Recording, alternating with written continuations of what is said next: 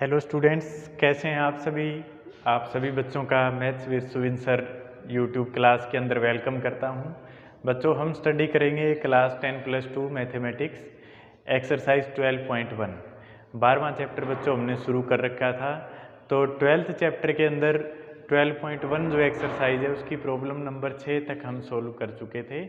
Function को optimise करना है, किसी में मैक्सिमम वैल्यू फाइंड करनी है, किसी में मिनिमम, और उससे पहले आपको उसका ग्राफ भी ड्रॉ करना है। तो जैसे मैंने आपको पहले भी बताया था, ये सारा जो काम है वो आप ग्राफ पेपर की हेल्प से करें। ग्राफ पेपर पर करें, जो भी उसका डायग्राम है उसकी कटिंग करके उसको अपने नोट्स के ऊपर फिर नोटबुक के अंदर चिपका लें। ठीक है स्टूडेंट्स, तो अब आगे प्रॉब्लम नंबर 7 हम शुरू करेंगे। तो प्रॉब्लम नंबर 7 और 8 ये दोनों आपको सोल्व करनी है आज के लिए। दोनों ही प्रॉब्लम बिल्कुल सेम मेथड पर चलेगी। ठीक है, तो अभी तक 6 जो हमारे पास प्रॉब्लम थी उन सभी में क्या था, आपको केवल एक ही वैल्यू फाइंड करनी थी। या तो आप उसका मैक्सिमम वैल्यू बताइए फंक्शन की या मिनिमम। ठीक है, यहाँ देखिए स्टेटमेंट में क्या बदलाव किया है। ऑप्टिमाइज जेड जो मेन फंक्शन है उसकी इस वैल्यू को आपने ऑप्टिमाइज यानी आपने मैक्सिमम वैल्यू भी बतानी है और मिनिमम वैल्यू भी बतानी है। साथ ही साथ इसमें एक बात और जोड़ रखी है कि जो मिनिमम और मैक्सिमम वैल्यूज़ हैं वो 2 पॉइंट पर एग्जिस्ट करती हैं। ठीक है, यानी 2 पॉइंट ऐसे हैं जिन पर मैक्सिमम वैल्यू या फिर मिनिमम वैल्यू एक जैसी आ रही है, तो वो चीज़ भी आपने इसके अंदर चेक करनी है। ठीक है स्टूडेंट्स, शुरू करते हैं। This is your main function and these are the subject to concentrate, यानी इन चारों लिमिटेशन को आपने ध्यान में रखते हुए इस फंक्शन की मिनिमम और मैक्सिमम वैल्यूज फाइंड करनी है। ठीक है स्टूडेंट्स, तो ग्राफ आपके लिए कोई नई चीज़ नहीं है, 9th क्लास में हम शुरू करते हैं सीखना इसको। स्टेप से एक बार फिर से रिपीट कर देता हूँ मैं, बाकी पिछले लेक्चर के अंदर आपको बहुत डीपली बता चुका हूँ। फर्स्ट जो सब्जेक्ट टू कंसंट्रेट था इनइक्वेलिटी थी, हम उसको इक्वेशन मानते हैं। x को 0 रखा, y की वैल्यू आ गई, y को 0 रखा, x की वैल्यू आ गई। हमारे पास 2 पॉइंट आए। देखिए बच्चों, यहाँ पर y को जब आप 0 रखेंगे तो x क्या आएगा 120, यानी एक पॉइंट क्या आ गया आपका 120,0। इसी प्रकार जब आप x को 0 पुट करेंगे तो y की वैल्यू क्या आएगी 2 इस साइड आकर के डिवाइड में आ जाएगा, यानी x को 0 पुट करोगे तो y आपके पास 60 आएगा। पॉइंट क्या बन गया 0,60, 0,60। तो इस पॉइंट को और इस पॉइंट को हमने मिला दिया, ये हमारी लाइन ड्रॉ हो गई। ठीक है, इस पहली इनइक्वालिटी के लिए। दूसरी चीज़ आपने क्या चेक करनी होती है कि फिजिबल रीजन कौन सा है, सॉल्यूशन रीजन कौन सा है। ठीक है, दो चीज़ें हमने सीखी थी कि जो सॉल्यूशन है वो ओरिजिन की ओर है, टुवर्ड्स द ओरिजिन है, या फिर अवे फ्रॉम द ओरिजिन है। ठीक है, तो उसके लिए हमने ट्रू फॉल्स चेक किया था। वो क्या तरीका होता है बेटा, यहाँ 0 और 0 हम पुट करते हैं। ठीक है, x को भी 0 और y को भी 0, 0 + 0 is less than equal to 120। तो हाँ, 0 + 0 यानी 0 जो बन गया वो 120 से छोटा होता है, यानी ये बात क्या है ट्रू है, सत्य है। ट्रू जब भी आए तो हमारा जो सॉल्यूशन रीजन है that lies towards the origin, यानी ये लाइन थी, इस लाइन से नीचे की तरफ हमारा सॉल्यूशन रीजन है, ओरिजिन की ओर है। ठीक है, तो सॉल्यूशन रीजन इस लाइन के लिए क्या हो जाएगा टुवर्ड्स द ओरिजिन, यानी इस लाइन से नीचे की ओर। ठीक है, अब दूसरी इनइक्वालिटी को इक्वेशन कंसीडर करते हैं। इक्वेशन एज्यूम कर लिया, x को 0 रखोगे तो y 60 आएगा, y को 0 रखोगे तो x 60 आएगा। पॉइंट क्या क्या आ गए, एक तो 60,0, दूसरा 0,60, दोनों पॉइंट को आपस में ज्वाइन कर दिया, ये लाइन आ गई। अब चेक करना है कि सॉल्यूशन इस लाइन से ओरिजिन की तरफ है या दूसरी ओर है, अवे है। ठीक है, तो उसके लिए ट्रू और फॉल्स चेक करना होता है। x और y दोनों को 0 0 रखा बच्चों, क्या होगा 0 + 0 is greater than equal to 60। क्या 0 है वो 60 से बड़ा होता है, नहीं होता। ये बात क्या है असत्य है, फॉल्स है। फॉल्स जब भी आए तो आपका सॉल्यूशन रीजन क्या होता है अवे फ्रॉम द ओरिजिन, यानी ये लाइन थी तो सॉल्यूशन रीजन आपका क्या रहेगा, अवे फ्रॉम द ओरिजिन, इस लाइन से दूसरी ओर। ठीक है, तो सॉल्यूशन जो हमारा है वो क्या है बच्चों, इस लाइन से दूसरी ओर, ऊपर की ओर। ठीक है, यहाँ ओरिजिन रह गया, ओरिजिन से अवे, इस लाइन से ऊपर। ठीक है, अब इसके बाद तीसरी इनइक्वालिटी है, उसको इक्वेशन एज्यूम करते हैं और उसका ग्राफ है वो ड्रा करते हैं। तो x को 0 रखेंगे, y 0 आएगा। ठीक है, दूसरा, अब इसमें यहाँ जैसे कंडीशन देखें हम, या बराबर 0 जिसमें भी दे रखा हो, तो वहाँ पर दोनों का आप 0 रखेंगे तो वो ओरिजिन ही आएगा, सेम पॉइंट आ गया। एक तो ओरिजिन है, ये जो लाइन है, x को 0 रखा तो y 0 आ गया, y को 0 रखा तो x भी 0 आ गया, यानी एक तो ओरिजिन के थ्रू पास होगी। दूसरा, आप कोई भी और वैल्यू रख लीजिए, जैसे मान लीजिए हम y की वैल्यू 20 रख लेते हैं। ठीक है, y को 20 रखा तो x आपके पास क्या आएगा, 22 जा 40, इधर जाएगा तो, यानी y को 20 रखोगे तो x की वैल्यू 40 आएगी। तो दूसरा पॉइंट क्या हो गया, 20,40, 20,40 हमने रख लिया। तो अब ये जो लाइन है, जैसे 20,40 जहाँ पर भी था पॉइंट, तो उस पॉइंट के अंदर से इस लाइन को हमने स्टूडेंट्स, ये 20,40 है और एक ओरिजिन था, इन दोनों को ज्वाइन करवा दिया। ठीक है, अब इस लाइन के लिए सॉल्यूशन रीजन कहाँ है, क्योंकि ये तो ओरिजिन के थ्रू पास होगी। वो चीज़ आपने कैसे चेक करनी होती है, जैसे यहाँ देखें तो x greater than equal to 2y। ठीक है, x की जो वैल्यू है, तो यहाँ आप इसको इक्वेशन एज्यूम करके चलेंगे तो आप क्या पाते हैं कि x की जो वैल्यू है वो y से डबल है। ठीक है, तो अब इस लाइन से जब आप ऊपर जाएंगे बच्चों, मान लीजिए हम यहाँ पहुँच गए, इस लाइन के ऊपर आ गए, y एक्सिस पर, तो y एक्सिस पर क्या होता है, x की वैल्यू 0 होती है। मान लीजिए ऊपर पहुँचते पहुँचते इस लाइन पर पहुँच गए तो x क्या होता है, नेगेटिव होता है। यानी जितना दूर आप इस साइड जाएंगे बच्चों, x छोटा होता जाएगा और y बड़ा होता जाएगा। ठीक है, y will be greater as compare to x। इस लाइन से नीचे आप जैसे जैसे आएंगे तो x की वैल्यू आप हमेशा बड़ी पाओगे। इस लाइन पर भी देखोगे तो y नेगेटिव होता है और x पॉजिटिव होता है, तो साधारण सी बात है x बड़ा होगा। इस लाइन पर जाओगे तो भी आपकी x की वैल्यू है वो बड़ी होती जाएगी और y हमेशा 0 रहेगा इस एक्सिस पर। ठीक है, तो साधारण सी चीज़ आप क्या समझे कि x डबल है y का। ठीक है, सीधा सा समझे भी x जो है वो y से बड़ा है।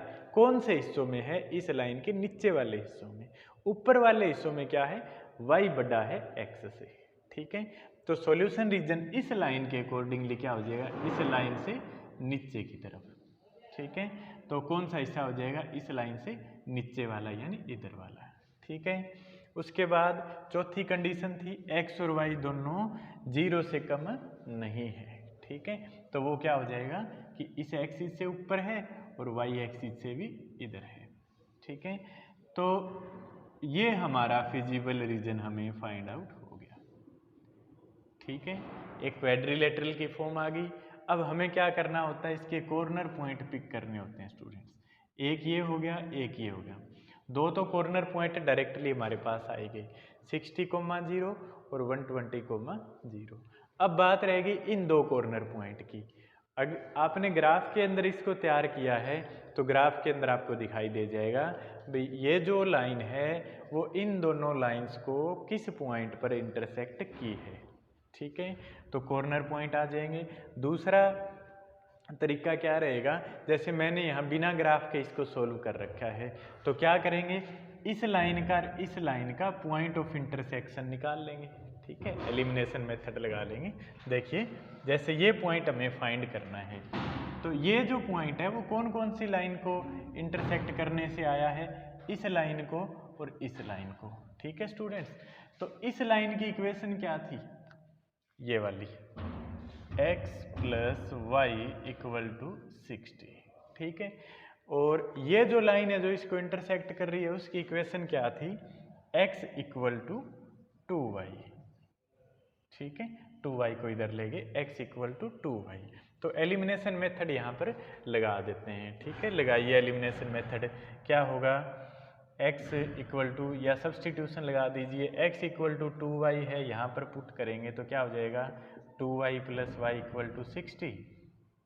तो ये आपके पास क्या आ गया 60, 3y, 3 यहाँ डिवाइड में आ जाएगा, y की वैल्यू 20 आ गई। ठीक है, y 20 आ गया।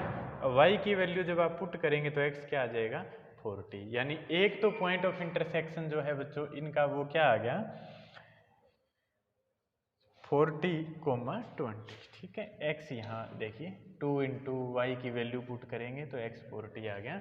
पॉइंट क्या आ जाएगा आपका 40,20। ठीक है, इस लाइन का और इस लाइन का पॉइंट ऑफ इंटरसेक्शन, ये वाला पॉइंट, जैसे नाम इसका रख लेते हैं P पॉइंट, इन दोनों का इंटरसेक्शन है उसको Q बोल दिया, ये R हो गया और ये S हो गया। ठीक है, अब Q पॉइंट क्या है, आपने ग्राफ पेपर पर बनाया है तो आपको पता लग गया होगा डायरेक्टली, लेकिन मैंने बिना ग्राफ बनाया है तो इसके अंदर भी सब्स्टिट्यूशन या एलिमिनेशन, कोई भी जो दो इक्वेशन को सॉल्व करने वाला तरीका है वो अप्लाई कर लेते हैं। ठीक है, तो उसके लिए इक्वेशन क्या क्या थी, एक तो ये थी x plus 2y equal to 120, और इस लाइन की इक्वेशन क्या थी आपके पास x इक्वल टू 2y। ठीक है, सेम काम करते हैं बच्चों, यहाँ पर भी एलिमिनेशन में अप्लाई कर दे, सब्स्टिट्यूशन अप्लाई कर देता हूँ। Substitute this value of x in this equation, क्या बन जाएगा बच्चों 2y plus 2y equal to 120। तो y की वैल्यू क्या आ जाएगी 120 अपॉन में चला जाएगा 4, यानी y 30 आ गया। और y आप यहाँ पुट करेंगे तो x आपके पास क्या आ जाएगा 2 इंटू 30 यानी 60। तो ये जो पॉइंट ऑफ इंटरसेक्शन है वो आपका स्टूडेंट्स क्या हो जाएगा 60,30। ठीक है, यहाँ 60 इधर रह गया थोड़ा सा, वो चीज़ें आप ग्राफ के अंदर बनाएंगे तो बहुत अच्छे से स्मूथली आपके सामने निकल करके आएंगे। ठीक है, तो ये 60,30 हमारे पास दूसरा पॉइंट आ गया। ठीक है, अब चारों कॉर्नर पॉइंट आपके पास आ चुके हैं। अब हमें क्या करना है, फंक्शन की वैल्यूज फाइंड आउट करनी है। टेबल बनाया था पहले 6 सम के अंदर, सेम तरीका यहाँ पर भी रहेगा। ठीक है, क्या क्या चीज़ें, कॉर्नर पॉइंट, और दूसरे कॉलम में क्या होता है आपका वैल्यू ऑफ z, जो हमारा मेन फंक्शन है उसकी वैल्यू। फंक्शन क्या था 5x प्लस 10y। अब देखिए बच्चों कॉर्नर पॉइंट शुरू करते हैं। पहला कॉर्नर पॉइंट क्या था P, x का 40 और y का 20, ये कोऑर्डिनेट थे। वैल्यू क्या हो जाएगी z की 5 इंटू 40 और प्लस में 10 इंटू 20, तो ये वैल्यू आपके पास हो गई 200 प्लस 200 400। ठीक है, इसी प्रकार दूसरा पॉइंट Q था जिसके कोऑर्डिनेट क्या है 60,30, तो ये वैल्यूज पुट कीजिए। z कितना बन जाएगा बच्चों 5 इंटू 60 और प्लस में 10 इंटू 30, वैल्यू क्या हो जाएगी 300 और प्लस 300 600।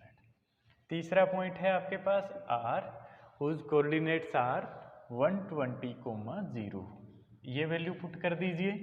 Z आपके पास क्या आएगा 5 इंटू 120 प्लस 10 इंटू 0। ठीक है, तो ये आपका 12 पंजे 60, 600 प्लस में 0, ये भी क्या बन जाएगी 600। और चौथा पॉइंट था आपका S, हुज कोऑर्डिनेट्स आर 60,0। अब ये वैल्यू पुट कर दीजिए z के अंदर, तो ये आपके पास z क्या बनेगा 5 इंटू 60 प्लस 0 10 इंटू 0। ठीक है, तो ये हो जाएगा आपके पास 300। ये चार आपके पास फंक्शन की वैल्यू आ गई बच्चों 400 600 600 एंड 300। ठीक है, तो अब इसके बाद सिंपल हमारा आंसर देना है, minimum value of this function occur at this point and it is 300। ठीक है, मिनिमम वैल्यू है वो 300 है और वो कहाँ पर आई है इस पॉइंट पर 60,0 पर। ठीक है, maximum value of the function is 600 and that occurs on 2 points, on point 60,30 and on second point 120,0। जो अधिकतम वैल्यू है वो 600 आ रही है और इन दोनों पॉइंट पर आ रही है। ये कंडीशन शुरू में मैंने आपको बताया था। भी ये भी चेक करो कि क्या दो दो पॉइंट पर आ रही है, तो मैक्सिमम जो वैल्यू है 600 वो 2 पॉइंट के ऊपर एग्जिस्ट कर रही है, क्यू और आर के ऊपर। ठीक है, तो प्रॉब्लम नंबर 7 और सेम तरीके से प्रॉब्लम नंबर 8, ये दो प्रॉब्लम स्टूडेंट्स आपको फिर नोटबुक के अंदर सोल्व करनी है। बताई गई चीज़ें यदि आपको समझ में आई है तो आप वीडियो को लाइक करना ना भूलें। आपके सर्किल के अंदर ज़्यादा से ज़्यादा चैनल का लिंक शेयर करें, सब्सक्राइब का भी बोलें, और जितने ज़्यादा सब्सक्राइबर हमारे ऐड होते जाएंगे तो यूट्यूब की तरफ से हमारे पास जो स्टडी के ऑप्शन हैं वो भी ज़्यादा ओपन होते जाएंगे। जैसे लाइव क्लास है, इस प्रकार के अदर फंक्शन भी एक्टिव हो जाएंगे, तो आपका भी एक बड़ा रोल रहेगा इस चीज़ के अंदर। ठीक है बच्चों, और प्रॉब्लम नंबर 7 और 8 फिर नोटबुक के अंदर फिर राइटिंग के अंदर नोट करें, ग्राफ पेपर के ऊपर तैयार करें ग्राफ को, और फिर नोटबुक या नोट्स के ऊपर उसको चिपका लें। Okay students, thank you, have a nice day, keep working hard.